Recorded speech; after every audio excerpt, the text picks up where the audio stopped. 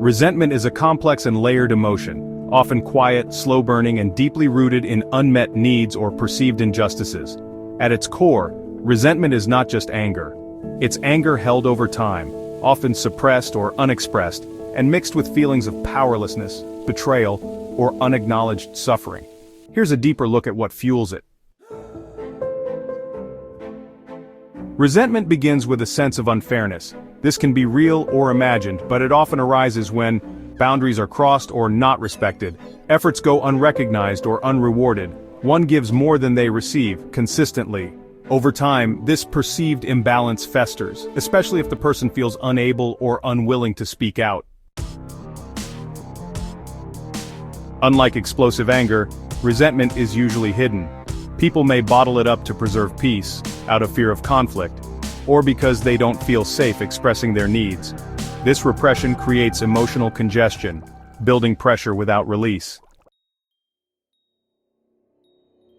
A major contributor to resentment is the feeling of being stuck, of having no agency to change a situation. Whether it's a toxic relationship, a stifling job, or an oppressive social expectation, the inability to shift the dynamic creates emotional friction. Resentment then becomes a form of silent protest. Expectation and entitlement. Sometimes resentment stems from unspoken expectations. They should know better, or I deserve more. When those expectations aren't met, and communication is lacking, resentment sets in. It's often a reflection of needs that aren't voiced or negotiated.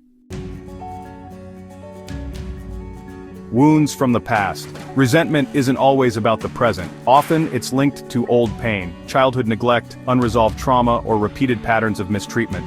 A current slight can trigger the emotional residue of long-ago wounds, compounding the intensity of the feeling.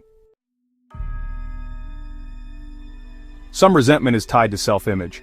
When someone sees themselves as morally right but consistently victimized or mistreated, it creates a psychological loop.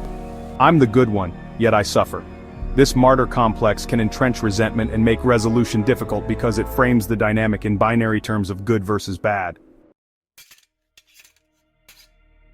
Resentment is corrosive. Left unchecked, it eats away at relationships, personal peace, and even physical health.